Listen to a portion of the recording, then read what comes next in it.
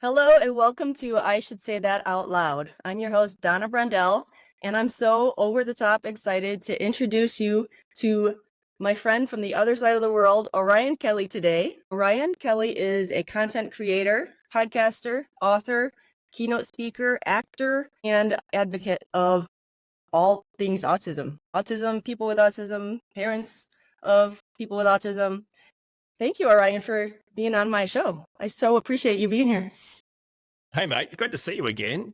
It's great to talk on your podcast. We've never actually talked professionally, I don't think. Have we? Have we ever talked professionally? I don't know. We usually just talk, like on email and stuff, and a pizza and go. But yeah, it's great. It's great to. Have we ever talked on a podcast or anything? I can't remember. No, I don't not know. on a podcast, just on a Zoom about my book and you doing the forward for that. Okay, so it's great to be on your podcast. Thank you so much. I've been waiting to invite you to do this until I felt like I was ready, and then I still don't feel like I'm ready, but I want to give it a go. So here we are. You're ready. It's fine. It's all good. Thank you. Okay, so I want to tell you more about Orion before I get into asking him all sorts of questions. I first found you, Orion, on your podcast, My Friend Autism, and that podcast helped me to educate myself when I was first learning about my autism diagnosis, first in self-diagnosis phase and then in the official diagnosis phase, and also helped me in raising my kids with autism, one who is diagnosed and one who is misdiagnosed with some other things. And you were also the former host of a podcast called A Different Brilliant, and I found both of those that you did at the same time back then. That was for Aspect in Australia. Yep. And then most recently, you have written a book called Autism Feels, which I am getting through. I'm a very slow reader because I take lots of notes, but I'm really enjoying it, and I have lots to ask you about in that book in a little while. So many thoughts and questions for you. And Orion has an amazing YouTube channel now. He has a very shiny award from the YouTube channel for 100,000 subscribers. And now he has over 155,000, and he's posted over 800 videos. Just amazing. I know there's so much to talk about with autism, and I think sometimes there's so much to talk about, I don't know where to get started. So you've really captured so many topics, and sometimes I feel like, why should I do anything? Already got it covered. But thank you for all that you do for all of us out here all over the world. And I just really appreciate all the work and effort you put into it. So much research and so much organization. So thank you, Orion. Yeah, well, thanks, mate. I don't give a crap about me and my stats. You definitely can do everything I've done, and it will be different because you are an autistic woman and you are a different person. So I know you're just saying that, but for goodness sakes, create, my friend, because there's people out there that will learn amazing things from you and your experiences. So I more hope that when I do like content, that it inspires you to put your spin on it and do something rather than it stops you. So for goodness sakes, the last thing we need is more grumpy men in the world like me. So yes, please do. I hope I kind of inspire you or help you, get going rather than stop you. So yes. Anyway, thank you. I appreciate it. You absolutely have. And that's what the next thing I wanted to talk about was how long we've known each other. And when I first reached out to you, I think it was when I was first thinking about starting a podcast, and I had, started listening to your podcast and found you on Facebook and sent you a message on Facebook saying, I'm thinking of doing this. I love your podcast. Do you have any advice for me? And you responded right away with a long response and was so just encouraging and helpful and supportive and just said, do it. I'm like, okay, I think I will. So yeah, you did. You have helped me a ton. Well, yeah, I mean, I remember, and you know what? It's funny is sometimes I think, so what am I? Am I like this kind of Pied Piper of strong autistic or undiagnosed autistic women who have reached a breaking point in their life? Is I'm like a magnet for broken, misdiagnosed women? I'm not too sure, but yes, I do remember because it wasn't the best time in your life when you contacted me, I don't think, but what it was a turning point. And I still, Donna, I still tell people today, I still get these types of questions, and I still tell people today, I don't give a crap. If do you have a phone? Okay, you've got a YouTube channel. No more excuses. Just record your podcast, record your videos. That's still my advice today. I think a lot of people talk themselves out of it. You Yeah. didn't, which is good, and good for you, because people can say, "Oh, anyone can do that. Anyone has a podcast, anyone can do it." But that's actually not true, because if that's the case, then literally everyone would do it, and a lot of people don't. In addition to that, even if you have 1 million people listen or one person listen, it doesn't take less work. It's still True. hard. Yeah. So it's actually a commitment that people should be respected for, to, put themselves out there. So I remember, connecting with you and, chatting and getting to know you and what you wanted to do. And God, how it feels so long ago. Time has gone fast. Yeah. That's for sure. Yeah. But anyway, here we are. Look at us now. We're both completely evolved in life. It's crazy how different our lives are now. We've both written our first book, which is so cool. And I have It's more to write. amazing. I don't know if you do plan to. I remember talking to you in Chicago about how Get you never want to stuffed. do that again. Get stuffed. People keep asking me, more books or audio books. And I'm like, how about no? Oh man, I don't know how you do it, man. I do not know how you do it. I mean, I got like a 4-year-old, a 10-year-old, a wife, I'm trying to do videos and podcasts. And what do you mean write another book? What are you talking about? Oh God, help me. So yeah, anyway, I'm glad you are, because Thank you. I enjoy them and they're cool. And, I was lucky enough to read your first one for most other people on the planet. And I loved it. It was great. It was fantastic. I think it was it's a really great insight. So good for you, because writing books is bloody hard. Thank you. Thank you. And I didn't mention that you wrote the foreword for my book. So thank you for doing that too. Thank you for having me on it. I appreciate it. It's good to see my name every time I see your book cover. It just helps my self-confidence. It doesn't do anything. Anyway. Orion Kelly. That's cool. Awesome. Brilliant. Okay. We've talked about you reading my book for the first time, and I remember when we did our Zoom call about the foreword, and I was just so happy to hear that you enjoyed it. And I remember one thing you said. I still say it to myself all the time when I'm feeling down and discouraged, and this keeps me going. You said, "I get that chick. I dig that chick." I'm like, he gets me. Sometimes I feel like nobody in the world gets me, but I'm like, Orion gets me.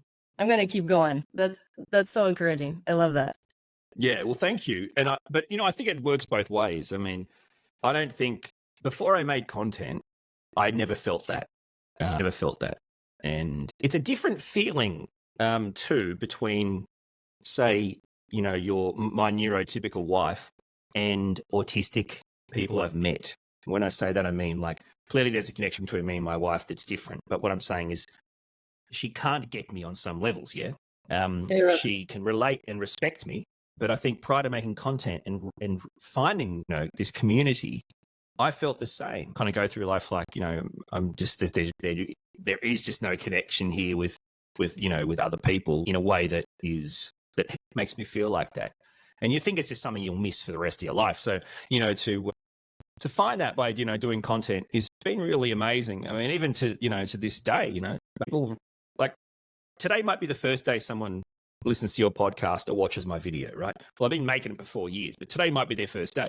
And then suddenly they feel like you get me, I get you. And how powerful is that? But I know it's powerful because I know how amazing that makes me feel when I feel that, So it's good. It's like, yeah, I just assumed I'd die before I felt that, Yeah. And it's really good to have that, have that connection. And that's right. When I read your book and we talked about it, by the way, I think I said, mate, there's no way I can write the foreword to your book. What do you mean? It'll be crap. I won't be able to do it very well. I'm sure I tried to talk myself out of it. And then I was like, what am I supposed to write? And then I wrote something and I thought, you're going to think this is the most ridiculous thing ever. It's like, it's not even close to a proper foreword. And for some reason, but I loved it because it was Orion Kelly fashion. I was like, this is perfect. I love it. Yeah, but the fact that I thought, you got me is, and I can't explain it, but I resonated with this kind of physical manifestation of autism or being different. Mhm. And I couldn't put a finger on it, but reading your experiences made me think, crap, like I never thought about it like this or that. And that's another thing that would I ever got that without you making that content. So it's quite amazing how we're able to do that. I think it's so valuable, to provide stuff that makes people feel like someone finally gets me. This is what you hear from people, and Yeah. that's what keeps you going, really. I mean, I don't know how you keep writing books, but that's what keeps you going. People will read it and go, someone gets me. I can resonate with this. So Yeah. that's Yeah. the most beneficial. Absolutely. Our books are so different. Your book to me is like an encyclopedia of autism mixed with your story, your personal story. So it's like memoir, encyclopedia combined. And then mine is just memoir and story. I don't go through and like content out or topic out the different ways autism affects us, except by the different topics of my 7-book series. That's kind of that's right. separate, but it's just my story, and like the reader needs to glean from it how they relate and how it helps them understand their autistic experience. But that's why uniqueness is important. We are different. We create different things. That's why it's important. And I think you splitting it up into specific stories of your life is really powerful, and it gives you a chance to just focus on, you can read it, just focus on something. It's where for me, I kind of, when I was in that mindset, like, I don't know, what was it, 3 years ago when I started writing it, when I was in that mindset, it was very much about how can I help people understand this overall better. Well, I guess using my own kind of sense of humor and experiences and kind of, go from there. So two completely different ways of doing it, which again is the strength of, of every person's unique, way of content creation. So Absolutely. I mean, just thinking about all the different stories they're going to do makes me want to vomit. I can't even think of out of pure anxiety, basically. I mean, Jesus, how many books are you going to write? I mean, honestly, I don't understand how you do it, but anyway. Well, I have the second one, like the draft is done for the second one, Career Edition. I have to do the edits, but it'll hopefully be out and released in July. So that's exciting. Okay. Nuts. Absolutely nuts. I'm already anxious to finish that one so I can start writing the third one. Which is going to be on what? On Faith Edition. Okay. Well, that's a, see, I've never even touched that one. Mhm. So that's going to be a good one. That's going to be, I'll be fascinated to read that. Fascinated to read that because I think it's very, well, I don't know. Is it even touched? Is it even talked about? I don't know. I'm not sure. Very much. And also the way our brains work, we find it very hard, to logically and rationally like bring things together. Like we can be so deeply entrenched in believing in faith, but then there's a part of us that doesn't know how to line that up with other ways of viewing things and things. So it's fascinating. That's part of what the book is going to be about, is actually how our brain is organized, left brain, right brain, and all of that, and how faith has helped me move my thought process from left brain into right brain and helped me to become more relational, which is kind of a able thing for people with autism. But faith, on faith, things can happen, and that's going to be part of it. Okay, well, good luck with that, writing that book. That's all I got. I don't know. I can't do it. Okay. Thank you. Before I get into your book, I just wanted to say two more things. First of all, thank you for accepting my invitation to be on my show.